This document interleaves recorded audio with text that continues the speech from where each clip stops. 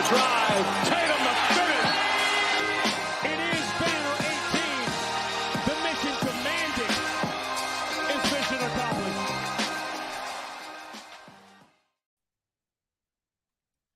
What's up, everybody? This is Noa Dalzell, and I'm here with a Sunday Mailbag episode of You Got Boston. I'm here to talk about all things Celtics. This will be a regular weekly thing that I do throughout the year. Year-round is the intention, so figured why not start now? Why not start even in August when there's a little bit less to talk about? And I think there will be in the next few months a little bit less to talk about, but we'll still be here hanging out, hopefully giving you all an opportunity to get your questions answered. So I'll start off by just sharing some of the things that I definitely want to talk about today. And then we'll definitely have the opportunity to go through questions and answers regarding the Olympics, which I know are front of mind, regarding the Celtics offseason, which appears to be pretty much over. The Globe's Adam Himmelsbach talked with Brad Stevens this week. And so there's some good information from there. So we can talk a little bit about what we learned from that. Celtics Christmas game is on the schedule. So that's the only game right now that we actually have an opponent for. It's going to be the Philadelphia 76ers.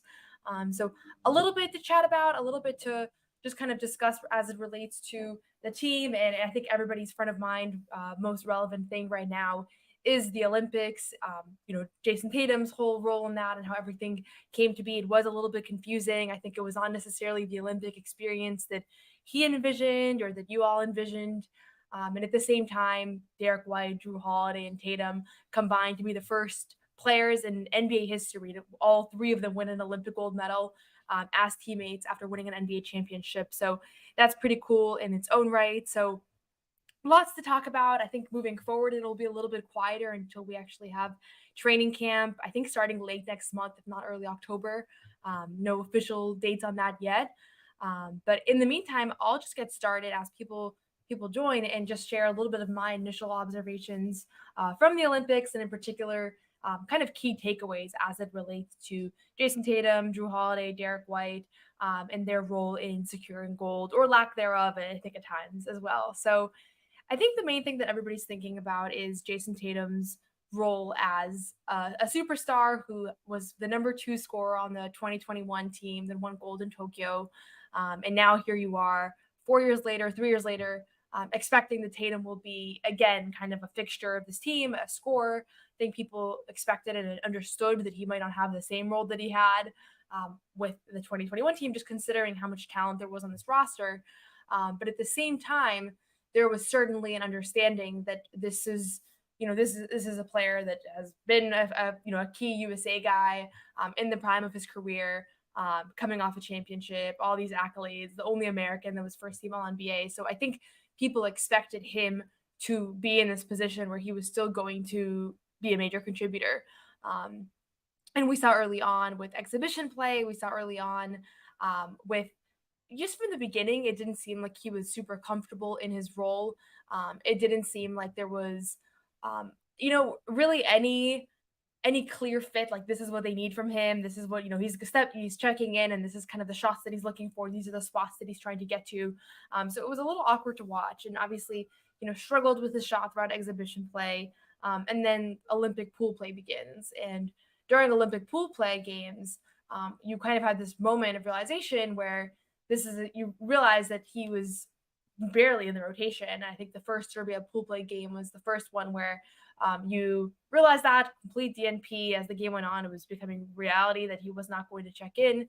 And then obviously again against Serbia in the single elimination games in the semifinals, another DNP for Jayson Tatum. So that became the story of this Olympic team. And I think as time goes on and, I think the things that will be remembered is the Steph Curry, 3-point barrage and LeBron James's, greatness at his age and Kevin Durant and kind of all of those key pieces, Devin Booker, the role that he played.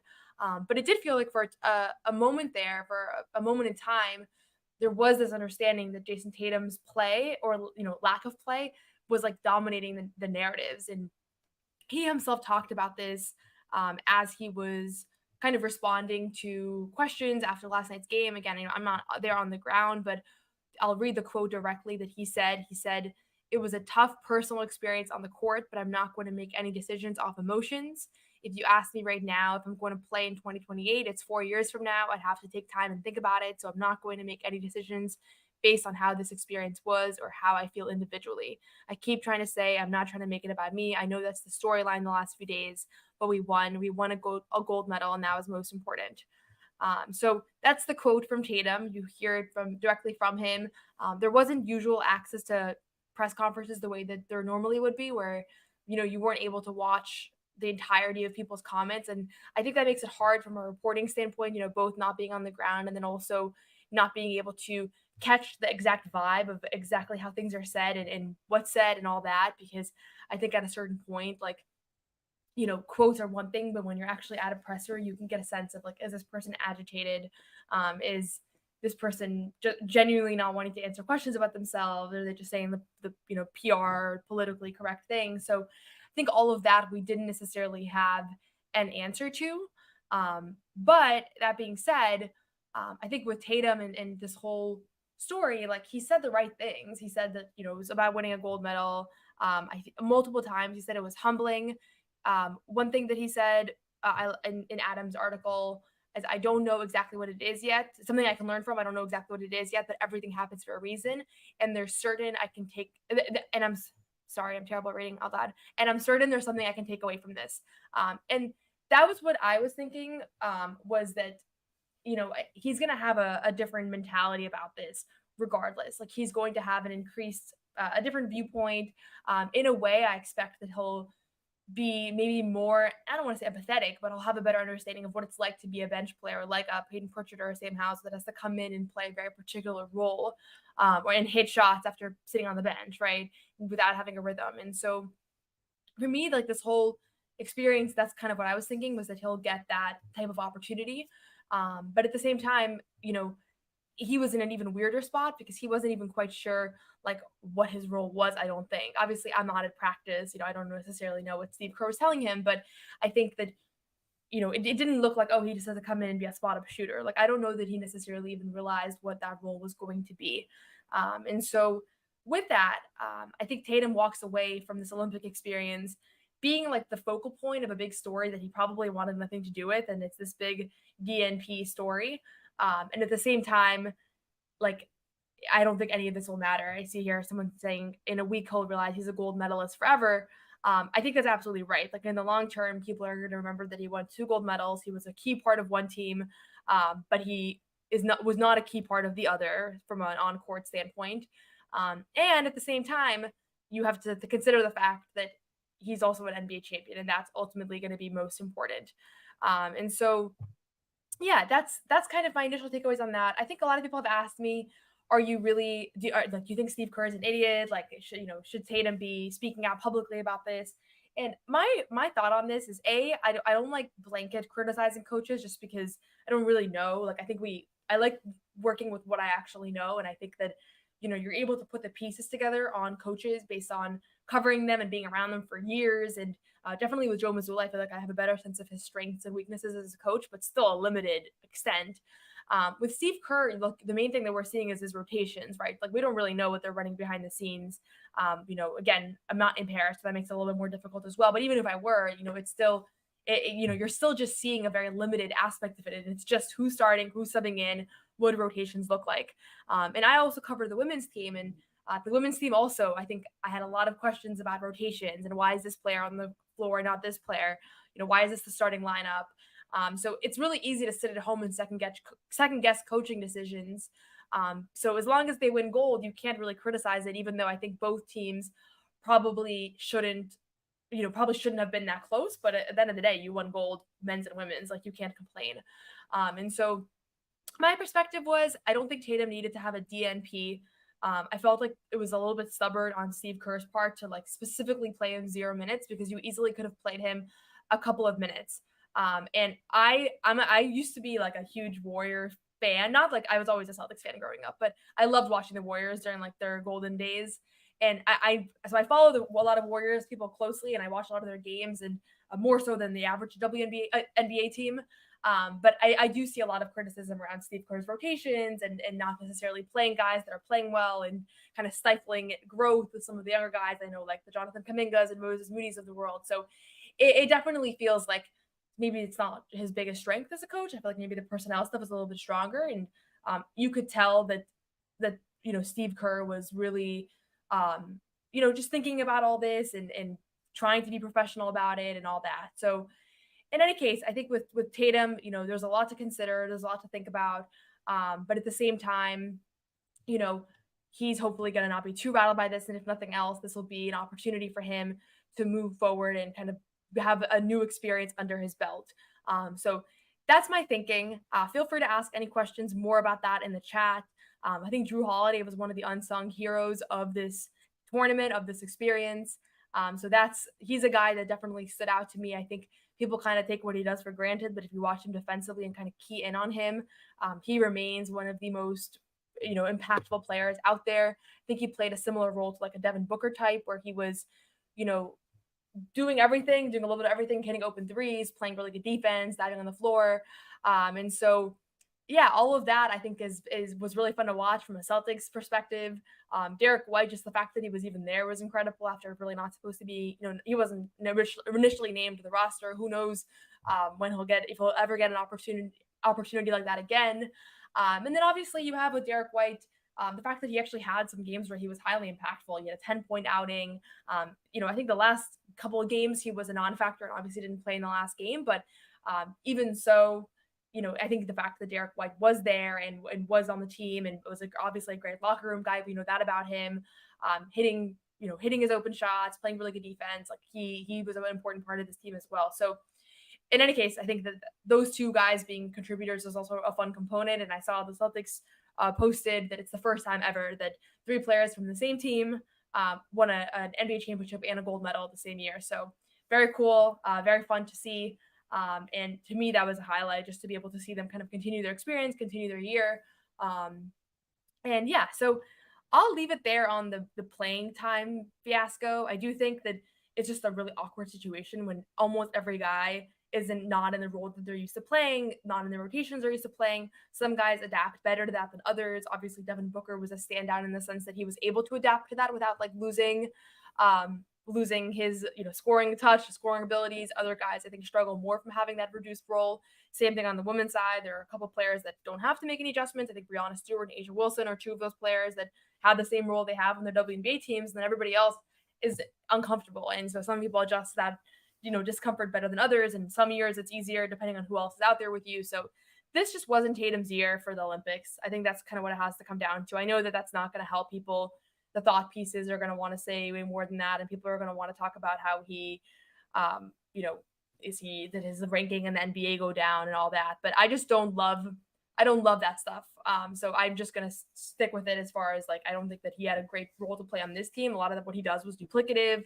Everybody else was playing really well, and he was in a little bit of a slump. So I think there was a lot to it. I still don't agree with the fact that he was completely DNP'd, especially when it became such a huge story. It's like, even just playing him for a few minutes, I don't think he's a liability at all. And I think there was a lot of things that he does well that would have actually helped against Serbia with rebounding and his length and everything. But again, I would love to know more from behind the scenes of what really happened there and the conversations that were had. And I'm sure we'll get more reporting. But yeah, we'll take a quick break and hear from our friends over at Game Time.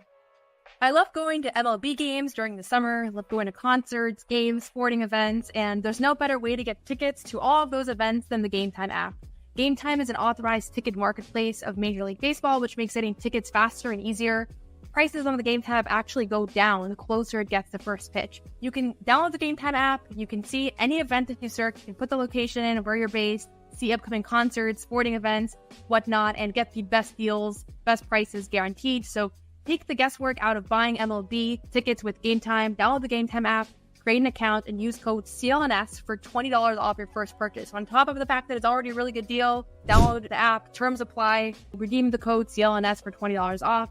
Download Game Time today. Last minute tickets, lowest price guaranteed. PrizePicks is America's #1 daily fantasy sports app with over 5 million active members. PrizePicks is the easiest and most exciting way to play daily fantasy sports. Unlike other apps, on PrizePicks, it's just you against the numbers.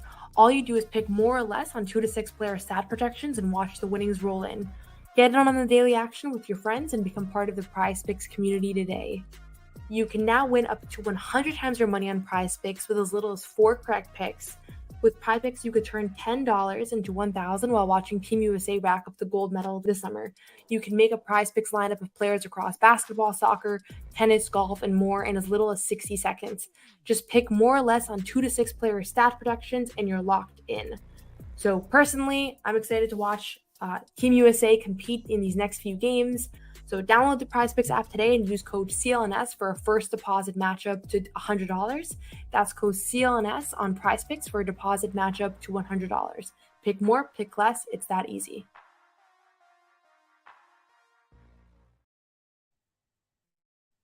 I just realized that the closing ceremony is happening concurrently. So thanks everybody that is here live. I thought that was a little bit later. But moving forward to I wanted to answer some of the questions that are here.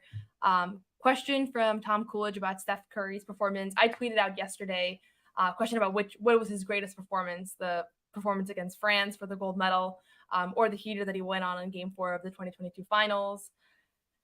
I really want to say the France one. I think in a sense, the fact that it was on that stage, the entire world is watching. Like, I know people feel that way about the NBA Finals, but there's something about a gold medal game, especially where it was in the game, that felt even bigger to me, all on the heels of the game against Serbia. But it's hard to say. Game 4 of the finals, like, he doesn't have that heater. They lose that series, I think. I think it's pretty safe to say, although you never know. So those are probably going to be his 2 most legendary performances when it's all said and done and when his documentary is made, or one of his many documentaries is made. So in either case, yeah, they were both pretty impressive performances. I thought yesterday watching, and maybe I just enjoyed the performance yesterday a little bit more, but I thought yesterday watching just the way that he went off down the stretch there, 4 3-pointers in the final 2.5 minutes after not really doing a ton in yesterday's game. Like, I think he had a couple shots earlier on, but it wasn't like it was just really down the stretch that he took over. And especially what he did against Serbia, I think people are going to underrate that performance. 36 points, and they probably would have been down by 20 if he wasn't that hot early on in that game. So those are probably his top 2. There's probably other ones that I'm not thinking about right now, front of mind. I'm sure Warrior fans have like a million that are come on right away. But I think just the fact that he had never been in the Olympics, and at his age, it's probably going to be his only Olympic experience. And so the fact that he followed that up and actually had not just like he won a gold medal, but I thought he was going to be MVP. I mean, granted, he wasn't as consistent prior to the final 2 games, but just the fact that he was in that position to begin with was so impressive. And yeah, just capping off the desire to want to win an Olympic gold medal, to come there, lead that team, and then have the 2 games that he had. It couldn't be more storybook. And it was just, I think the whole country just enjoyed watching that, and all the fan bases that have been scorned by Steph Curry and the Warriors were able to kind of let that go and just enjoy him, playing basketball for the U.S. So really cool story. Really, really enjoyed that whole experience. I'm seeing some people here say Dubs fan here. Now we have an appreciation for LeBron, Booker, and all other players, but obviously Curry was the one that stood out. I think that was one of the cool things, was that obviously there was some hate at certain points, and I do think Tatum got the brunt of that, and he tends to just get a lot of that stuff. Like, I think it's stupid, the whole crows, it's the whole idea that around Tatum, and the idea that like he's corny and all that. Like, I just find that stuff to be such boring dialogue. His personality is like, he's kind and he's nice, and he doesn't get, he's not controversial, and he treats everybody with respect. And I've watched him answer questions from reporters a million times about the same things, and he's never rude or anything. So I don't get why he gets this negative energy, but I do think for the most part, it brought NBA teams and fandoms and communities together. This idea that, like, even if you weren't, a Sun fan, or if you weren't a Lakers fan, like, you were still able to enjoy the greatness of those individual players. And so it was pretty cool to watch. I think, like, once people could get past like the desire to like blame Embiid for like earlier losses, or to blame Tatum's face on the bench, stuff like that. But I think for the most part, it was, the discourse was that people came together and just appreciated the fact that they were watching beautiful basketball. And so that was pretty awesome to me. And for me, like, just to be able to watch the Celtics play through the finals and then immediately have the Olympics start soon after, like, that's as good as it gets from a basketball standpoint. Comment here about Halliburton that he gave 100% on the bench. Yeah, I loved watching Halliburton. He's one of my favorite players to watch in the NBA. Just his energy and his just enthusiasm, and I mean, as far as on court, I think that he is going to be a star in this league. You know, if he's not already, as far as just his facilitating, I do think he can be a great shooter. So he's somebody that I'm sure will have his Olympic moments down the stretch. And a lot of people use Halliburton to point to like, okay, Halliburton was in a really positive, uplifting mood, and Tatum wasn't. And I don't think that that's a really fair comparison. Because I've watched both of those players quite a bit this year, and Halliburton is somebody that is really always like that. He just has this like silly, goofy energy about him, and Tatum is not. Tatum's pretty serious on the bench. He always kind of has that look on his face. I don't think that look necessarily means anything, but that's just kind of who he is. And so just on that principle alone, I don't think comparing Halliburton and Tatum makes a lot of sense. But the other thing that I was just wanted to point out is that like Halliburton's in a different stage in his career. He's younger. This is his first Olympic experience. There wasn't really a lot of expectation that he was going to be a contributor on this roster. So I think if Tatum was the last slot in this Olympic team and everybody expected him to ride the bench, it's pretty easy to just enjoy that and embrace it and relax. But if you know that every single second that you're sitting there on the bench, the cameras are on your face, everybody's tweeting about it, everybody's reaching out to you about it, the whole world's freaking out about it, like that only makes it harder to then get through. And so I think that's a little bit of why it's a little bit difficult to make that comparison. But I too thoroughly enjoyed watching Halliburton on the bench and just his celebrations and everything. And he tweeted out something hilarious after about like when you do nothing on the group project but still get an A on the project.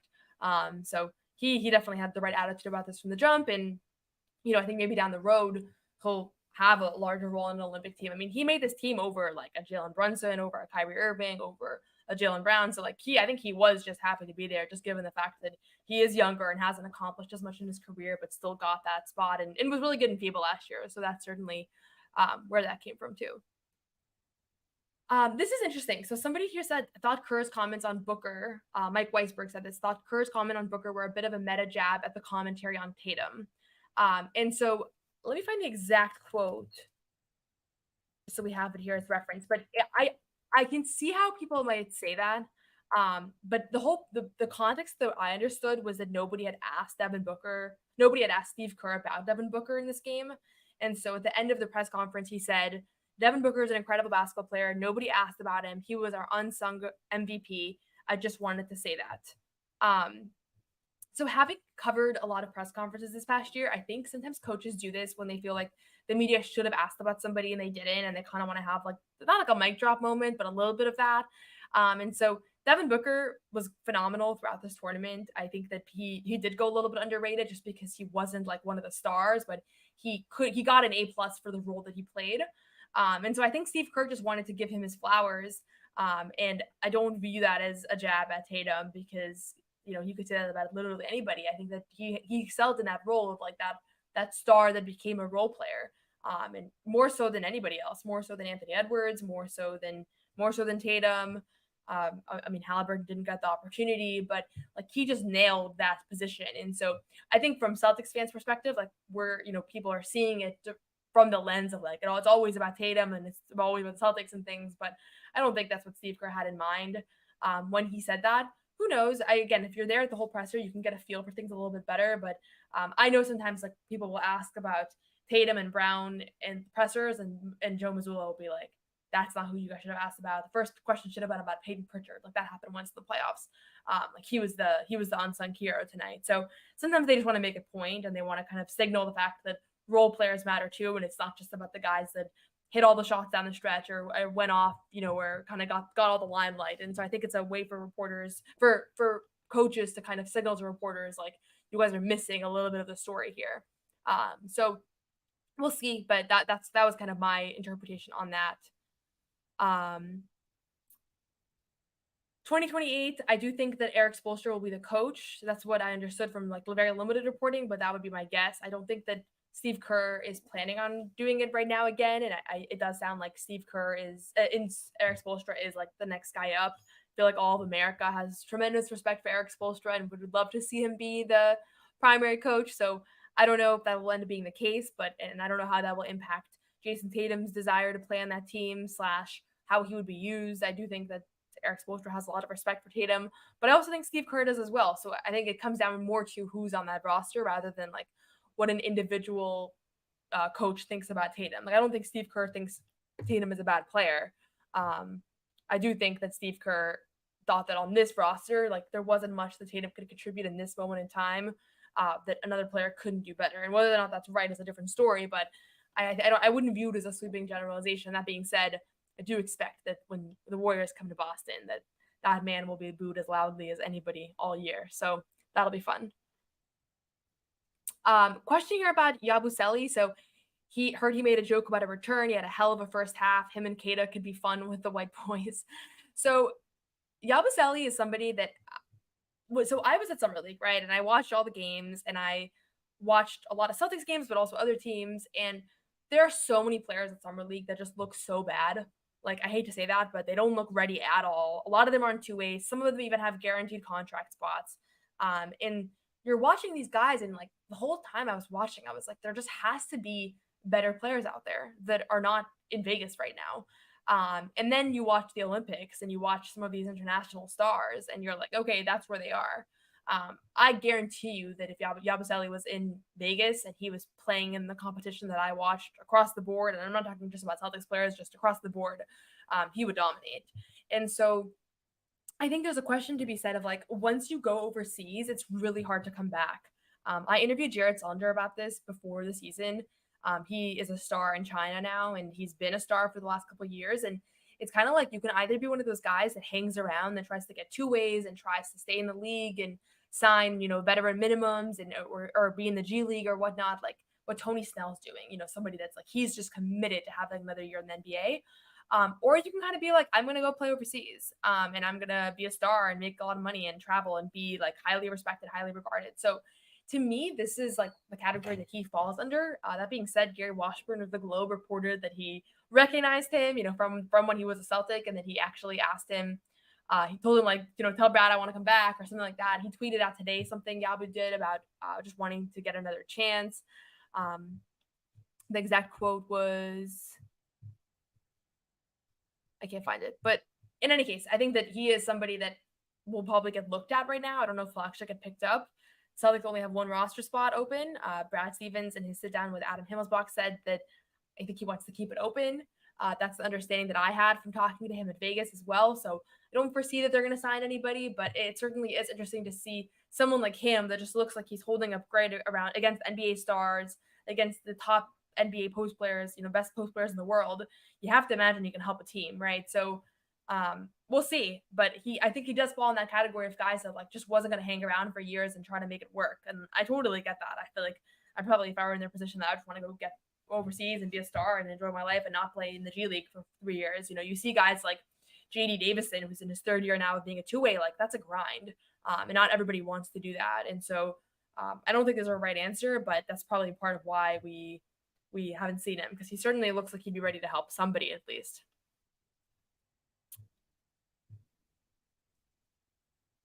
Yeah, and he does look a little bit different. So that also stands out. So feel free to write if you have any other questions. Otherwise, the only thing I was going to mention was obviously Svi Mykhailiuk signed a 4-year contract with the Utah Jazz. I did not see that coming. I talked to people at Summer League that people were under the impression that he was maybe going to go overseas. Obviously, he's from overseas, and he would have a lot of interest in Europe and playing there. But no, he stays in the NBA and he gets a $15 million deal. Still unclear how much of that is guaranteed, but really impressive and really interesting. And the fact that he got that deal after pretty much riding the bench all year is fascinating. So I was super happy to see that for him. Everything that we heard about him, everything that I experienced firsthand, he seemed like a great guy.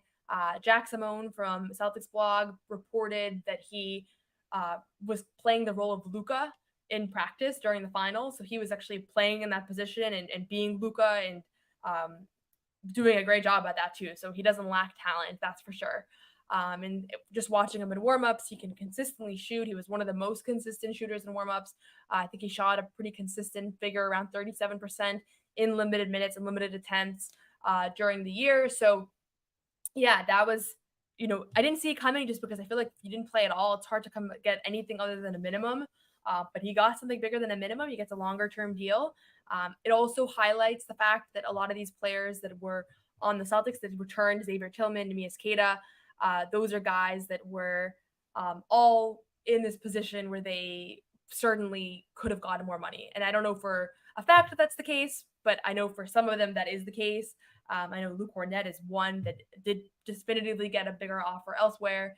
So yeah, Svi gets his bigger role. He wasn't going to have it on the Celtics, especially with him drafting Baylor Shireman, who's a little bit duplicative. But it did stand out to me because when I asked Brad Stevens about O'Shea Brissett actually getting the 15th roster spot, the first thing that he said was, and Svi. Like, Svi is also a great NBA player and he'll find a spot as well. So that was cool to see. That's it for me, I believe. Other things that I have coming up is that there's two different events, one with Sam Hauser and one with O'Shea Brissett this week at like signings.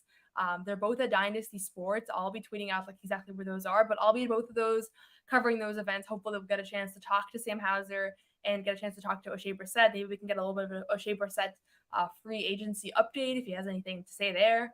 I know he's been keeping people somewhat posted on his vlog. Sam Hauser will reflect on how his summer's going. So we'll have content and updates coming from both of those conversations.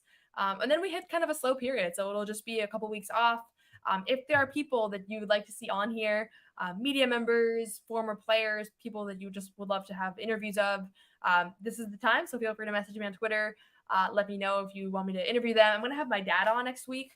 He was a professional basketball player overseas for a while, a long time, almost 20 years. And he's a big reason why I got involved in this work. So going to have him on to just talk about the Celtics and NBA. We'll see how he does. You guys can let me know if you'd like him on.